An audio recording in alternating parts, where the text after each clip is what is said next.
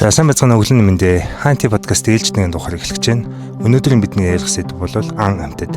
За та бүхэн харж байгаа бол миний хойно яг одоо бол сайхан янгэр сууж байна. Энэ Хаантийн улсын засгийн хамгаалалтын газрын нутагт байгаа том болон жижиг хүүхдийн амьтдын тухай, энэ туруутай амьтдын тухай судлаачид одоо өнгөрсөн хугацаанд ямар судалгаа шинжилгээ хийсэн бэ гэдэг зүйлийг тодруулах гээд бидний ярилцлагыг явахдаа манай энэ хаан авал буюу Богдхан авалд маань одоо 200 орчим тонны янгэр байдаг гэж бас сонссон. Тэгэхээр Богдхан авал маань өөрөө Хинтийн нурууны хамгийн өмнөд зах хэсэг. Тэгээд бид нэр өнөөдөр өглөөс орчлохаар янгэрийн зураг бичлэг авъя гэд зориулсан ч бол бидний хойно бол ингээд сайхан өглөө нарлаад байж байна. За энэ баруун талд маань болохоор тэр сайхан хэрдэл хоёр бууг бас идээд байж байна. Би нэг 30 орчим минут ажиллаж байлаа. Тэнд нэг цаган дээр бас нэг бууг идэж байна.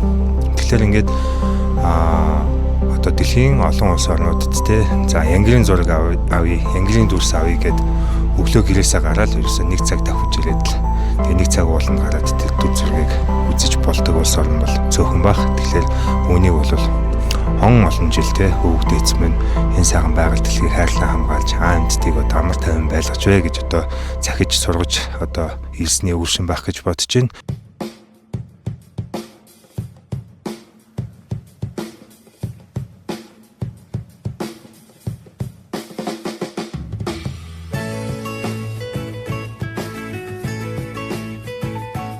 Сайн байцгаана уу? Намайг Ундрах хоёр гэдэг шинжлэх ухааны академи биологи үрэлэнгийн хөгтний экологийн лабораторийн эрдэм шинжилгээний ажилтан. Жижиг хөгтөө амьтдын судалгааг лабораториудаа хийж ажиллаж байна. Би болохоор энэ биологийн хүрээлэнгийн одоо хөгтний экологийн лабораторид эрдэм шинжилгээний ажилтнаар ажилладаг. Өнөөдөр одоо ерөнхийдөө би Хаантийн тусгай хамгаалалтын газрын газарт одоо ойн туруутай амьтны чиглэлээр ерөнхийдөө судалгаанд оролцож байсан. Тэрнийхээ ерөнхийдөө товч үрдэнгийн талаар танилцуулна. Жижиг хөгтөө амьтан ингээ ер нь бол яг Монгол орны хэмжээнд авч үзэх юм бол ер нь 100 гаруй зүйл байна.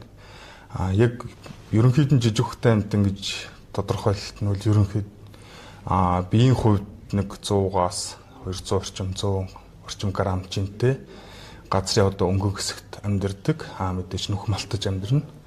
Тэгээд сүүгээр хоолдог тийм сэрт амьтдыг л жижиг хөгтөө амьтад гэж нэрлэдэг байгаа. Ойн туруутай амьтан гэдэг нь ерөнхийдөө ойн бүсэд амьдардаг. Одоо ерөнхийдөө мөчтийнх нь үзүүр хэсгийг одоо ерөнхийдөө эвэрлэг хатуу идээд бүрхэгдсэн одоо газар болон одоо ойтойгоо тасан зохицож хувьсаж өөрчлөгдсөн одоо үйл явцыг хэлж байгаа. Судалгааны арга зүй бол янз бүр. Бид нэр одоо тухайн зүйлийнхээ одоо судлах гэж байгаа объектоос болоо арга зүйгээ янз бүрээр сонгож байгаа. Сүүлийн үед ерөнхийдөө их хвчлэн одоо автомат камерын арга зүй байна. Дээрээс нь улам мөрөөр ажиглах, цэгийн ажиглалтын арга, зураг замлын арга гэдэг. Мэдээж том одоо талбайг сонгож судалгаа хийхийн тулд одоо бүгдийг нийлэнхүйд нь хамрах боломж хэцүү учраас одоо мэдээж тухайн бүс нутгийн одоо хэв шинжийг бүгдийг хамрахыг төлөөлөхөд одоо сорилын талбайнуудыг сонгоод тухайн талбай бүр дээр одоо зураг саргамлын арга ч юм уу, автомат камерын арга ч юм уу, дээрээс нь нэмээд одоо амаа асуулгын арга зэрэг аргуудыг хослуулан хийдэг байгаа. Жижиг хөгтөө амьтад маань бол тэгээд яг том туруутан хөгтөө амьтад шиг ингээд дайжаад үргээд явчих боломжгүй. Ерөнхийдөө ингээд аваад үзэхэр жижиг хөгтөө амьтдын маань өдрийн ит хөгтөө дээшлэх тал байна, нэг 10 метрийн радиус дотор л гэж үздэг юм. Тэгэхээр нүхнээсээ илүү хол тэгээд яваад яг чанга ангууд амжилт илүү өртөмтгий болдог. Тэгэхээр нүүж шилжиж ингээд чаддгүй. Тухайн амьдрах орчиндох зүйл явуулын байдал буураад тоотлого нь багасаад ирэх юм бол тухайн амьдрах орчин бол одоо доройтсон байна ч гэдэг юм уу. Тэгээд ер нь үл индикатор амтан яг хүрээлэн буурчны өөрчлөлтийг тандах, амтны судалгаагаар тандах хамгийн тийм түлхүүр зүйлүүд байна. Таны өөрийн шинэ одоо судалдаг амтан бол янгэр гэсэн тийм. Тийм. Янгэртэй холбоотой та одоо ямар хөө судалгааны ажлууд бас хийж байгаа вэ? Ойрын хугацаанд бол одоо ерөнхийдөө нийслэлийн бүсд одоо богдууланд байгаа янгэрэн дээр судалгааны ажлуудыг хийж байгаа. Богдууланд маань янгэртэй юм байна тийм. Богдууланд 1985 онд ерөнхийдөө Өмнөгов аймгаас Сэргээн нутагшуулж исэн янгэр байгаа. Одоо ерөнхийдөө тоотолгоны өсөд нь 200 гаруй болцсон. Тэгээ анх 15 бодглыг Сэргээн нутагшуулж исэн. Сая 2025 онд Монгол орны хөгтөө амьтны улаан данс чинь 20 жилийн дараа шинжлэгдэж хэвлэгдлээ. Тэрэн дээр яг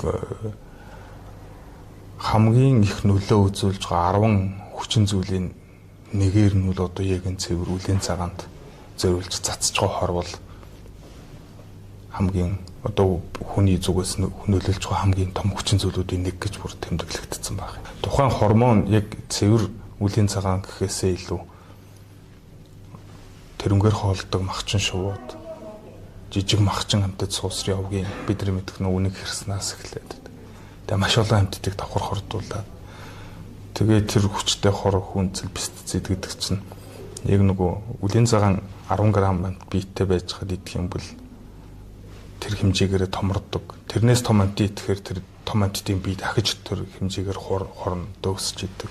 Тэгээ тийм яг тухайлсан зүйлхээс илүү босод маш олон биологийн ховор биологийн төрөл зүйлүүдийг бол устгах.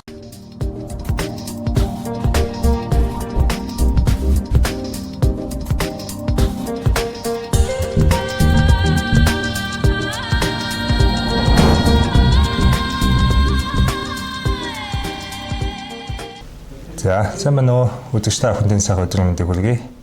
Хаантын усан цэцэн амралтын газрын тухай өгүүлж байгаа Хаанти подкаст ээлж дугаараараа өнөөдөр Шинжлэх ухааны академийн биологийн хуралдан дээр ирээд одоо ээлж зочин тоолцох гэж байж байна. Бидний өнөөдөр ярих сэдэв бол хамтын ярина. За одоо өнөөдрийн бидний ярилцах зочин бол Шинжлэх ухааны академийн биологийн хуралдангийн эрдэм шинжилгээний ажилтан Улан Бүрнөх байгаа. Сайн байна уу? Сайн байна. За баярлалаа.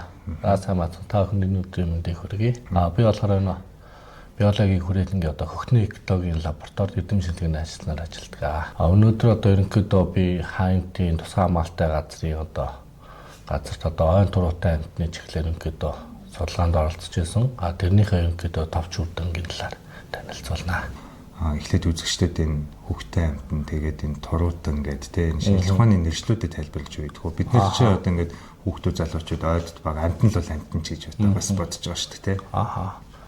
Ойн туруутай амьтан гэдэг нь ерөнхийдөө ойн бүсэд амьдардаг. Одоо ерөнхийдөө мөчтийнх нь үзүүр хэсгийг одоо ерөнхийдөө эвэрлэг хатуу эдээд бүрхэгдсэн одоо газар болон одоо ойтойгоо тасан зохицоход хувьсаж өөрчлөгдсөн одоо үйл явцыг хэлж байгаа. Тэгээд одоо Монгол орнд ихэд одоо ерөнхийдөө нэг 141 хөхтэй амьтан байдаг. Одоо эдгээрээс одоо хангай нуруу, хинтээ нуруу хөвсгөлийн нуруугаар болох нийт одоо зүйлийн байлг нь одоо хамгийн элбэг үе одоо 60 гаруй зүйлэн тархна амьдардаг. Миний хувьд болохоор одоо 2021 онд одоо Минжин ангаа, Шарлан 21 орчимд одоо ойн туруутай амьтад болгоод малцсан хандгай, бор өрөөс, буг, бадан хөдөр зэрлэг хаан судалгаанд оролцож исэн. Тэгэд тухайн судалгааныхаа үр дүнг болохоор ерөнхийдөө одоо өмнөх суурь судалгааны материалуудтай нэгтгэхэд мөн сүүлийн судалгааны материалуудтай нэгтгэхэд одоо тухайн популяцийн тоо толгой өөрчлөлт тэгэхээр тэдгээрт нөлөөлж их хүчин зүйлийг одоо судалгыг зорж ажилласан байгаа. Хаантын тусгай хамгаалалтай газар мөн өөрөө болохоор нэг дэд тайгаа голын хөндөй одоо намархыг зэрэг экосистем нь олон хэв шинжийг илэрхийлдэг учраас одоо Монгол орны одоо ойн туруутай амьтдын идэвхжил цөм амьдрах орчин болдог. За 21 орчмын одоо тэр байгууллууд бол маш олон төрлийн судлаачид очиж судалж одоо тоо шинжилгээ гаргаж байгаа. Таныг анх тэнд одоо ингээд судалгаа хийх гээд очиход ерөнхийдөө төрсэн сэтгэгдэлтэй бас аяллаа ингээд одоо төсөмжөөс олцож намар очсон байж байгаа нот. Тэгэхэд үнэхээр гайхалтай. Тэр байгалийн тогтоц, тэр голын тэр урсгал тэгээ дээрээс нь тэр одоо зам харга байж тэр чинь амар явсан бас шавар шалбаагтай бас нэлээд бид хэд саадлын явдалтай очиж исэн. Тэгэхэд бас үнэхээр гоё байсан. Тэгээд тэр нь бол одоо тий ой тавд очиод амтны судалгаа хийхдээ та бүхэн яаж ажилтдаг юм бэ те? Судалгааны арга зүй бол янз бүр. Бид нар одоо тухайн зүйлийнхээ одоо судлах гэж байгаа объектоос болоо арга зүйгээ янз бүрээр сонгож байгаа. Сүүлийн үед ерөнхийдөө их хвчлэн одоо автомат камерын арга зүй байна. Дээрээс нь улам мөрөөр ажиглах, цэгийн ажиглалтын арга, зураг замлын арга гэдэг. Мэдээж том одоо талбайг сонгож судалгаа хийхийн тулд одоо бүгдийн нийлэнхүйд нь хамрах боломж хэцүү учраас одоо мэдээж тухайн бүс нутгийн одоо хэв шинжийг бүгдийг хамрахыг төлөөлөхөд одоо сорилын талбайнуудыг сонгоод тухайн талбай бүр дээр одоо зураг саргамлын арга ч юм уу, автомат камерын арга ч юм уу, дээрээс нь нэмээд одоо амаа асуулгын арга зэрэг аргуудыг хослуулан хийдэг байна. Тэснэр одоо нөгөө нэг одоо ойт бүсэд одоо шууд нүдэнд үл үзэгдэхгүй одоо нормал амьтдын одоо тархац тоо толгойг одоо илүү сайн гаргахын тулд одоо 2 3 арга зүйс давхар ослол илүү үр дүнтэй. Би одоо ингээд зүгээр ингээд хандгаа харчих санаатай ингээд одоо 4 5 өглөө ингээд ивт босоод за энд хандгаатай гэсэн газартаа гэж очиход бол таралдахгүй л байгаа байхгүй тий. Тэгэхээр ер нь яаж та бүхэн одоо хэд хоногт тэр судалгааныхаа дата мэдээллүүдийг яаж гаргаж авдаг юм бэ? Судалгааныхаа бүс нутаг дотор сорилын талбайгаа тооцсон байгаа. Сорилын талбай дотроо ерөнхийдөө яваад одоо ажиглагдсан амьтныхаа уул мөр юм уу эсвэл одоо бүхий л цэгэн мэдээллийг бүртгэж аваад тэрийг сүүлд нь одоо нөгөө нийт талбайтайгаа ингээ харьцуулах маягаар одоо тийм байна гэсэн тооцоолыг гаргаж авдаг. Тэгээ ерөнхийдөө хойно туруутны судалгаагийн нэг юм ерөнхийдөө бас хүндрэлтэй л таа тэгээд тий өвөл цаг агаад. Одоо ингээд манай улсад хандгаа 7000 орчим байгаа гэж та тойлж штэ тий. Тий 10 оны судалгаа. 10 оны судалгаа. Энэ хандгаа гэдэг амтны тухай та бас үзэгчдэд сонирн болгож явж байгаа штэ. Энэ нь ямар амтан байдаг юм бэ? Ямар одоо зан төлөвтэй. Тэгээ хүмүүс бол хамгийн том гэдгээр нь л одоо бодоод байгаа штэ тий. Хандгаа гэдэг амт мөнөдөө одоо амьдрах орчны илүү тайгарх уу, намгарх уу хөрстэй, торлог бүрхөвчтэй тиймэрхүү газрын шүтээ амьдардаг. Ерөнхийдөө ойн одоо илүү өвтгөн урхаас сэргийлж байгалийн экологийн тэнцвэрийг хадгалдаг тийм амт байна. Ойгтой өвтгөн урхаас яаж сэргийлдэг юм бэ? Одоо илүү өндөр ургаж одоо модны шилмүслэг идэж одоо шингэлж идэг. За дараагийн миний сонирхох амтан бол хүдэр. Хүдэр бол улаан наманд орсон агнах хориотой нэлээд хуулийн хатуу хариуцлагатай гэж би бол ойлгож байгаа. Бус талаар нь та одоо ярьж өгөөч. Монгол орны хэмжээнд ерөнхийдөө сүүлийн судалгааны 6520 хүдэр байгаа гэсэн судалгаа байдаг. Хүдрийн хувьд ерөнхийдөө одоо манайхны хэлдгээр одоо 90 соёотой, эмэн соёогүй гэдэг боловч одоо ерөнхийдөө эмэн бас үл мэд идэх жижигхэн соёотой мэдээж одоо заарын авах залгаараас хулгайн нэлийн өртөж исэн амтан байгаа. Тэр амтан өөрийнх нь амьдрах орчин, онцлогын тухай тий бас энэ хүдрийг бид нэр хамгаалж тоотоогоог нэмэгдүүлэхэд ерөнхийдөө юу хийж болох бас болохгүй. Хүдэр нь ерөнхийдөө одоо уулын гар шигүү тийм хөвчөрхөө одоо хөвд их ургасан газрыг сонгож шүтэж амьдардаг. Одоо сүүлийн жилүүд одоо хүдрийн тоо толгой хамгаалах зорилгоор одоо сэргийн нутагшуул бас үржүүлэх ажлыг бас хийж байгаа. Одоо үржүүлэх ажлын гэхээр одоо яаж үржүүлэх вэ? Монголчууд бол бууг үржүүлэхийн талаар бол төсөөлөлтэй байгаа тийм. Хүдрийг үржүүлнэ гэхээр яадаг юм бэ? Хүдрийг идчихлэх нь яг байгаль дээрээс нь одоо популяц одоо бодглуудыг барьж аваад тэгээд одоо нэг тийм үржүүлгийн талбай дотор одоо хосоор нэгээд тэгээд тэн дээр одоо үржүүлээд одоо бүр өсөө тоо толгой сэргүүл одоо өөр хүдрийн тоо толгой цөөрсөн бүс нутгууд руу шилжүүлж одоо сэргийн нутагшуулах хамгааллын ажиллагаа бас авахар төлөвлөж ажиллаж байгаа. За тэгээд энэ таны саяны нэр дурдсан амьтдаас одоо жишээлбэл бага бас ингээд нөө эдэж жилийн хомслоос болоод ч юм уу те үе ингээд нөө цагаалах буюу нөө сошиалын бүс рүү орж ирэх эдэж дижэл хайх тэгээд заримдаа нөө айлын гэр сүйтгэх хүний амьд хүрэх гэдэг иймэрхүү тохиолдлууд бас гарч ирсэн байна те. Тэгэхээр энэ багаанд одоо ямар таагүй нөхцөл байдал үүсээд байгаа юм бид нар цаана. Багаан болохоор ерөнхийдөө одоо сая нэг төмөр улмаас бас нэг хэсэг нэлээд орцоод Оросд маш Сибирт маш их төмөр гарч ирээд тэдгээрээс дайцсан төмөрөөс дайцсан багаануудаас манайх руу оржсон. Одоо бас 4 жилийн өмнө одоо бас нэг ойд одоо самрын гарц муудаад тэгээд тэрнээс одоо баагаан ичхийн тулд маш хэмжээний өөртөө их энерги буюу одоо өөхийг хөрөмтлүүлж иж одоо бүтэн өвлийг унтчих давах хэвээр. Тийм одоо энерги хөрөмтлөгдөөгүй болмаас одоо баагаан минь сэрээд тэгээд ерөнхийдөө өлсгөлөн баагаа бас ерөнхийдөө сошиалын бүс рүү орж иж бас нэлээд асуудал үүсгэж байна. Тийм учраас ерөнхийдөө одоо байгалийн дагалдах баялагийг ашиглах гэж байгаа бол одоо тухайн жилийнхаа яг нэг ойн самрын нөөц ч юм уу тэр эдийн судалж иж бас нэг дүгнэлтүүдэд зүг харахгүй бол. Өнгөрсөн намар нэг ийм асуудал гарсан шүү дээ. Тэр нөгөө увсад гинт нэг бааваа гарч ирээд тэгээ нөгөө орон нутгийнх нь хүмүүс за энэ баавыг чи яах юм бэ гэд нөгөө асуудал болоод тий.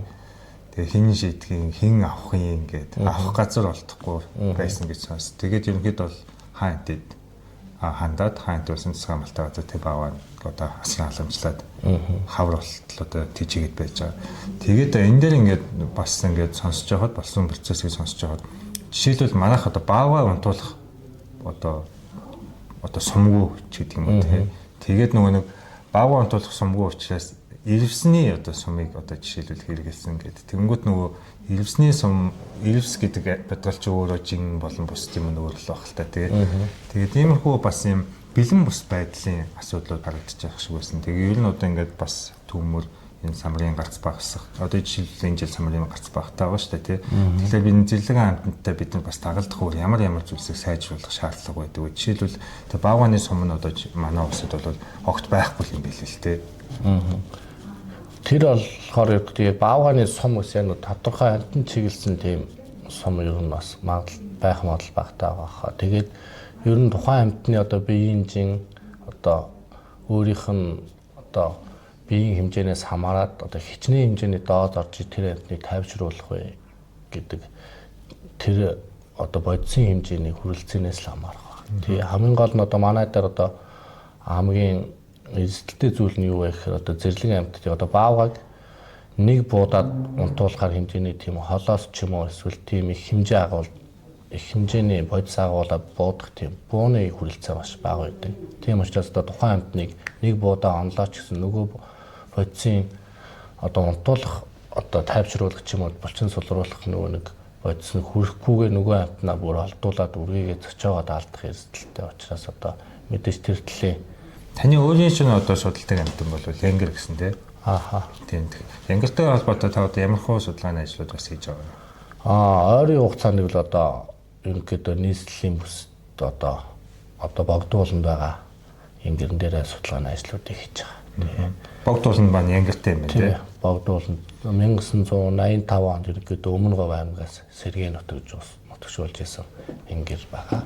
Одоо ерөнхийдөө тоотолгоно өсөд нь 200 гаруй болцсон. Тэгээ анх 15 бодглыг сэргээ нутагч болж ирсэн. Богдуулнаас хойшоо ингээд асуулт руу ч юм ингээд харгасан, шилжсэн тийм юу байгаа юу? Байхгүй. Ерөнхийдөө нийслэл отмын өөрөө ингээд яг амьтдынхаа хувьд болохоор одоо ингээд гармуудыг хаацсан болохоор ерөнхийдөө яг эндээсээ шилжилт хөдөлгөөн хийгээд янгэрч өөрөө тийм хадгарахыг тийм өндөрлөг газрыг шүтэж амьдардаг учраас одоо хамгийн ойрхон суурьшлийн бүсэнд ерөнхийдөө одоо баян өнжүүлж хэрэгтэй байна. Одоо уршигаа их нартай. Тэгээ байгалийн популяц гэвэл эндээс болохоор ерөнхийдөө Улаанбаатар Богдуулнаас одоо Арангаа руу сэргээ нутагшуулах ажлыг бас хийсэн байна. Тэр нэг Манчрын хэдийн орчимд харин Янгерийн дүрс зураг харчаад би гайхчихсан байна. Одоо Богдууланд байдсан багт гэсэн байгаал юм байна. 200 гаруй байна. Тий.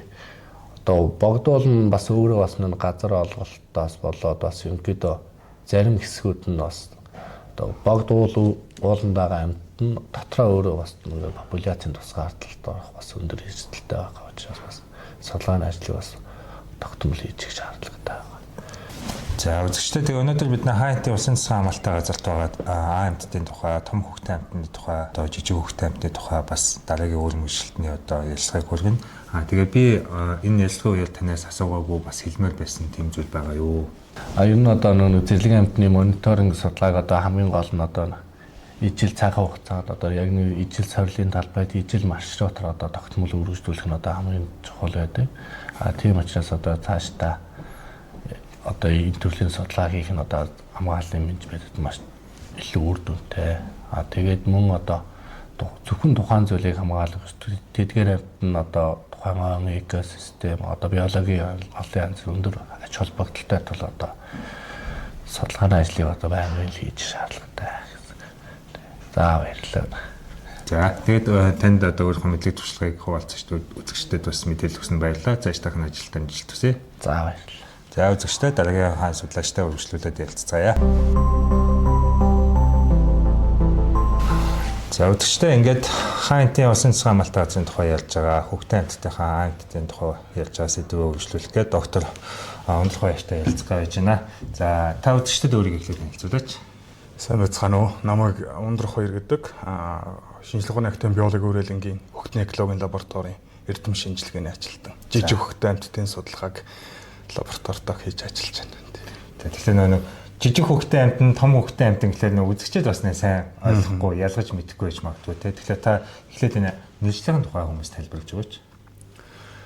Тэ жижиг хөвгтэй амьтан ингээ ер нь бол яг Монгол орны хэмжээнд авч үзэх юм бол ер нь 100 гаруй зүйл байна. Яг ерөнхийдөө жижиг хөвгтэй амьтан гэж тодорхойлолт нь бол ерөнхийд биеийн хувьд нэг 100-аас 200 орчим 100 орчим грамм жинтэй газрын одоо өнгөн хэсэгт амьдардаг. Мэдээж нүх малтаж амьдарна. Ер нь тэгээд сүүгээр хоолдог тийм сэрт амьтдыг л жижиг хөвгтэй амьтад гэж нэрлэдэг байгаа юм. За та тэгэхээр ингээ хайнтай холбоотой энэ жижиг хөвгтэй амьтны судалгаа бол одоо гол одоо сэдвчин байсан гэсэн тийм хизээнээс анх судалж эхэлсэн. Тэгээд тэр үеийнхээ нөхцөлөөс ярьж өгөөч. Тийм оюутан болоод тэгээд хэрийн судалгаанд явж ирээл тэгэл 1-2 дугаар курсээс эхлээд Хүмүүнлэгийн ухааны их сургуулийн багш Сэрэндова, Монгол шиг сургуулийн багш Самья нарыг дагаал тэгэл хамгийн анх жижиг хөвгтний амьтны судалгааг бол хийж эхэлсэн. Яг жижиг хөвгтэй амьтан гэдэг чинь өөрөө яг түрүүнд хэлсэнчлэн 100 гаруй зүйл. Тэгээд ерөнхийдөө бол тухайн нэг зүйл гэхээс илүү яг бакалавр магистрийнхаа судалгааг бол баруун хэнтийн хоньног орчмын жижиг хөвгтэй амьтдын мониторинг, бүлгэмдлийн экологийн судалгааг бол ер нь төлхөө хийж байсан. Тэнтэс одоо энэ бүлгэмдлийн судалгааны дүнэлтүүдээс үзэгчдэд хуваалцаач. Тэгээд одоо судалгааны үр дүн бол ямар одоо дүнэлт гарч ирсэн бэ? Тэнд бол яг олон янзын арга зүгээр бол олон яг судалгаануудыг үл хийжсэн. Яг КНАФ юу нөө жижиг хөвгтэй амьтдыг унгаан бариад тэгээд зүйлийн олон янз байдлыг тогтоох. Тэгээд биологийн судалгааг бол яг голцоод төлхөө хийж гүйцэтгэжсэн.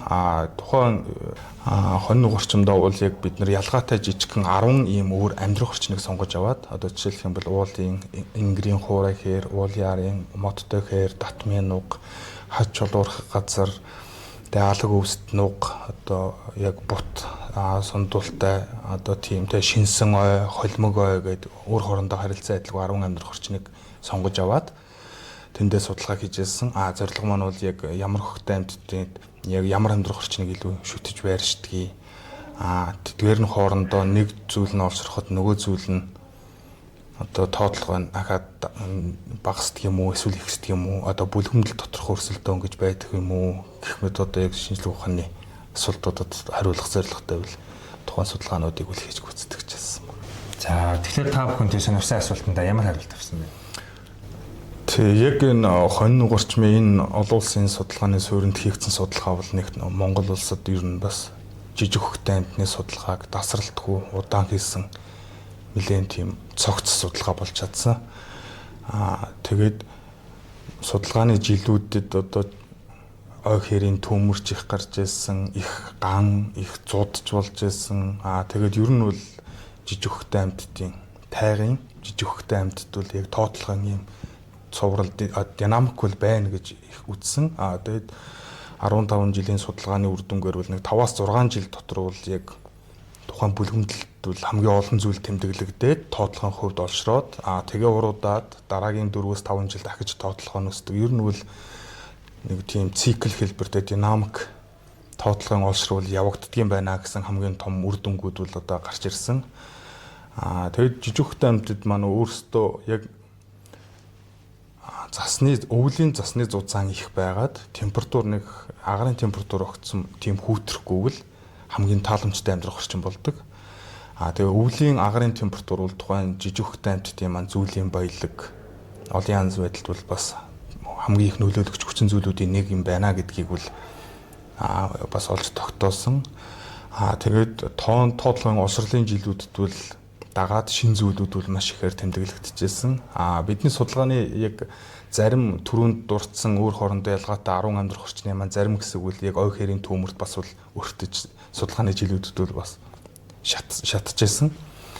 Тэгэхээр яг жинхэнэ шилмүстэй амьдардаг тийм тайгын зүйлүүд бол тийм ой хэрийн төмрийн дараа бол маш бага тэмдэглэгдээд илүү ийм задгай амьдрах орчныг шүтэж амьдардаг байсан охтнууд маань бол нөгөө шатцсан ойроо илүү төрж орж байсан. Тэгэхээр яг нэг хүрээлэн буй орчны өөрчлөлтд бол хамгийн мэдрэг тэдгээрээр дамжуулж одоо судалгаа хийх хамгийн боломжтой зүйл амьтад маань бол ерөн жижиг хөвгтэй амьтад байгаа юм. Тэгээ сертэн амьтад дотроо бол нөгөө нэгж талбайд ногдох нэгчлийн хувьд маш өндөр болохоор одоо популяци экологийн судалгаа одоо яг тийм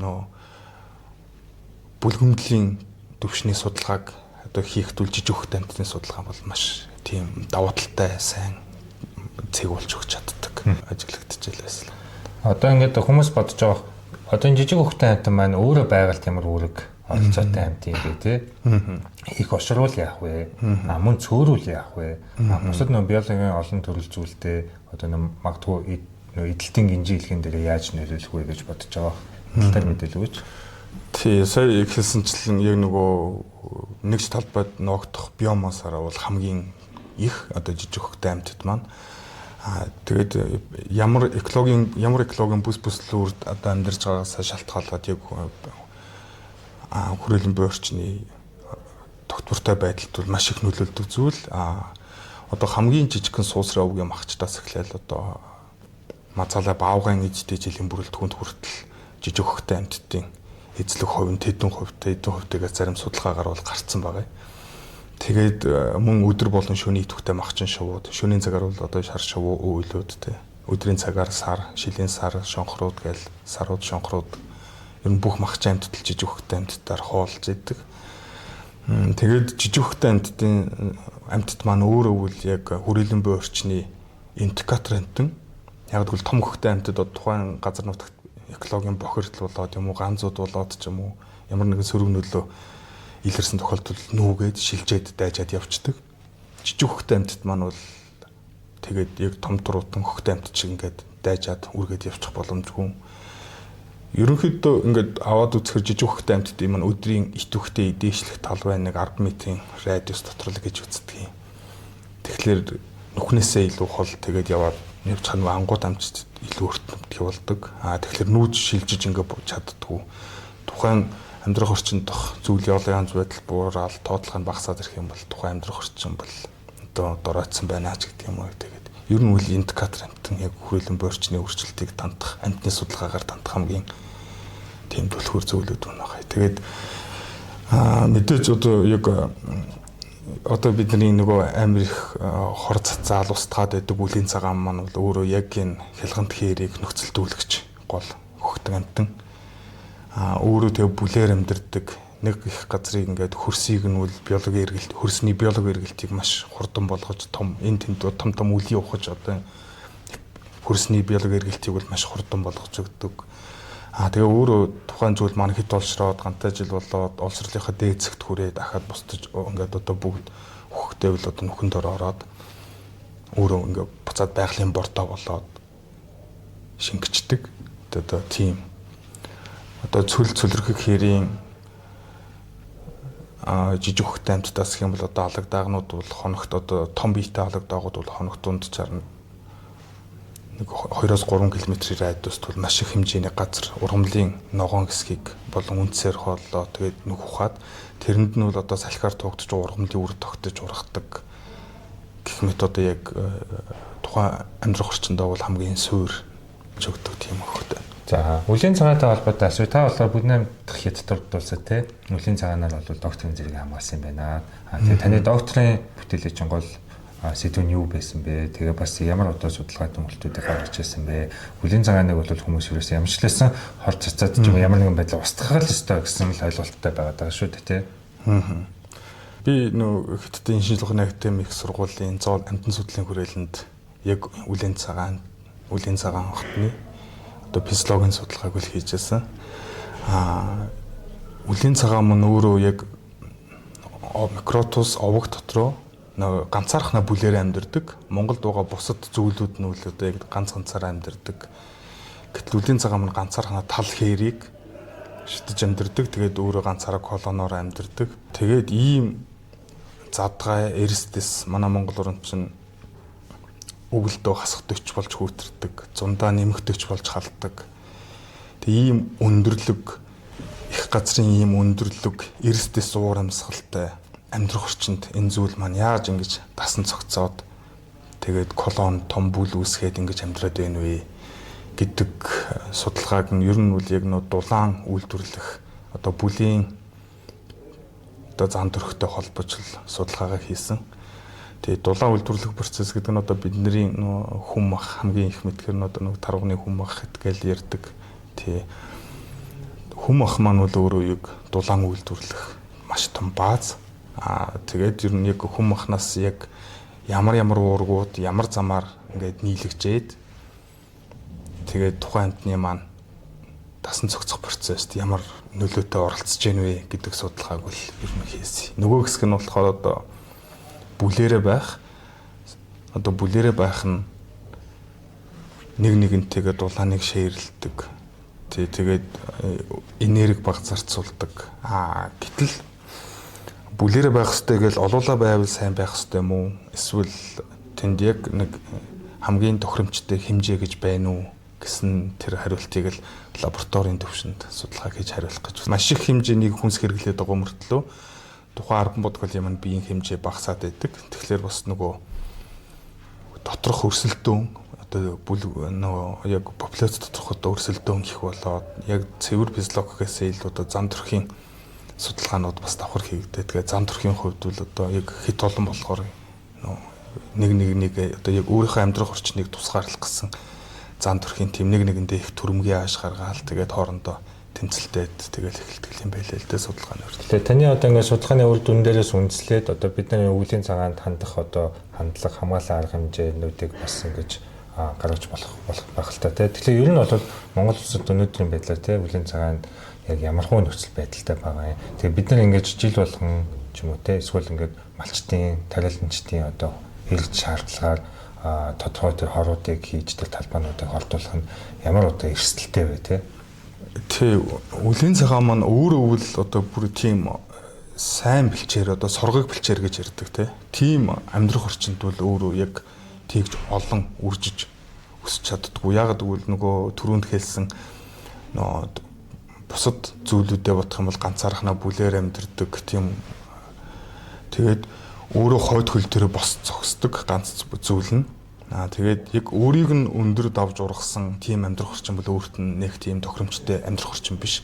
Яг гэвэл бүлээрээ амьдарч бөөнөрөө ингээ хойд хөл дээрээ зогсож нэгээ хараад тэгээд нэгээ харж ээж ингээ тохио дамжуулдаг. Одоо аюулын тохио эсвэл одоо тийм бүлийн найрсаг харилцаа ч юм уу тэгж нэгээ харж ээж хоорондоо харилцдаг амтан. Тэгэхээр одоо яг зөвхөн үлийн цагаан гэхээсээ илүү одоо яг нэг газар малыг маш удаанаар бэлчээрлээд ингээ ургамлын нөмрөг нь сэрэгжээд баг болоод ирэхээр л тухайн амьдрах орчинд үлийн цагаан маань өөрөө шилжиж суурьсж байгаа байхгүй юу. Тэг яг эсрэгээрээ үлийн цагаан байхгүй бол манай дорхонд Монголын хялганд тэр байх уугүй юу бас гол нөхцөлд үлгч амьд хүчин зүйлийнх нь нэг үлийн цагаан байх гэж бодож байгаа. Хор цацхын хувьд бол одоо яг тухайн чиглэлээр үйл ажиллагаа явуулдаг тийм салбар хүрээлэнгүүд бол бас байдаг.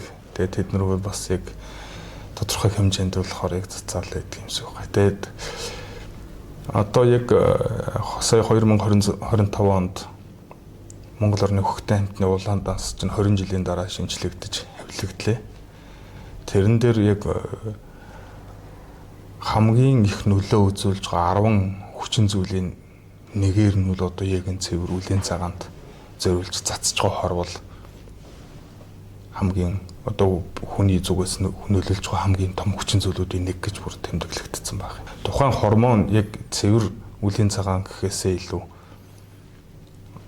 тэрнгээр хоолдог махчин шувууд жижиг махчин хамтад суусрын овгийн бидний мэдэх нүг хэрснээс эхлээд тэгээ маш олон хамтдыг давхар хордуулаад тэгээд тэр хүчтэй хор хүнцэл пестицид гэдэг чинь яг нөгөө үлийн цагаан 10 г амт биеттэй байж хад идэх юм бол тэр хэмжээгээр томрдог. Тэрнээс том амт идэхээр тэр том амттын бие дахиж тэр хэмжээгээр хорндоо өсөж идэг.